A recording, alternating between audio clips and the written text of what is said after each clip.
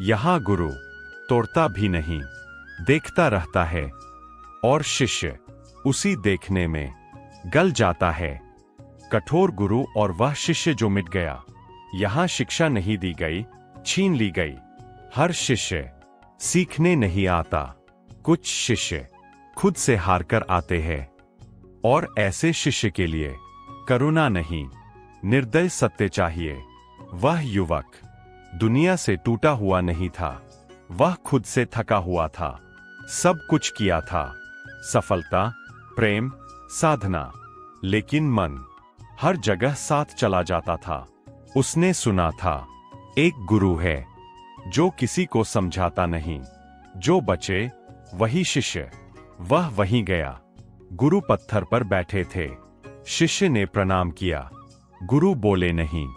बहुत देर बाद बस इतना कहा, यहां रुकना है तो उम्मीद छोड़ दे। शिष्य बोला, मुझे कुछ नहीं चाहिए।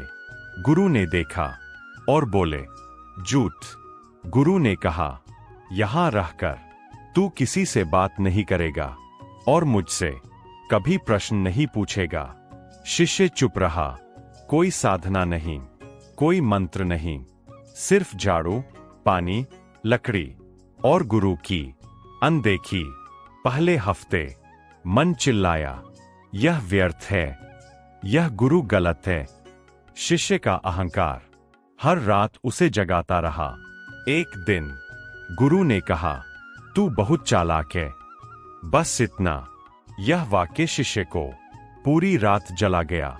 कुछ दिन बाद शिष्य बीमार पड़ा, कमजोर। गुरु आए, देखा और चले गए। कोई दवा नहीं, कोई शब्द नहीं। उस रात शिष्य बोला, मन ही मन, अगर मर गया तो? और उत्तर आया, तो क्या? यही कुछ ढह गया। अगले दिन शिष्य ने काम किया, बिना विरोध, बिना उम्मीद। मन धीरे धीरे शांत होने लगा। एक दिन गुरु बोले, कल सूरज उगे तो तू यहां नहीं होना चाहिए।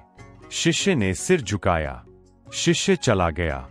भूख, ठंड, अंधेरा।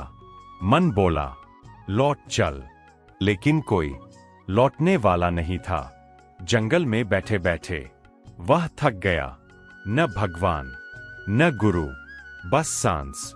और उसी सांस में मैं घुल गया। सुबह वह लौटा, कुछ कहे बिना, आश्रम के बाहर बैठ गया। गुरु आए, देखा और पहली बार मुस्कुराए।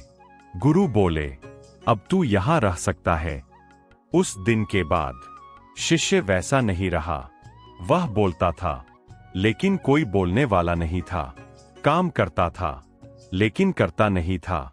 एक अन्य शिष्य ने पूछा, गुरुदेव, आपने उसे क्या सिखाया? गुरु बोले, कुछ नहीं, मैंने उसे अपने बोझ के साथ अकेला छोड़ दिया। अंतिम मौन। यह कहानी उनके लिए नहीं है जो सहारा चाहते हैं, यह उनके लिए है जो अब खुद को उठाने की ताकत भी खो चुके हैं। क्योंकि जब कुछ भी उठाने को नहीं बचता, तभी मनुष्य हल्का होता है। अगर यह कहानी आपको अंदर से चुप कर गई है, तो यही इसका पूरा होना है।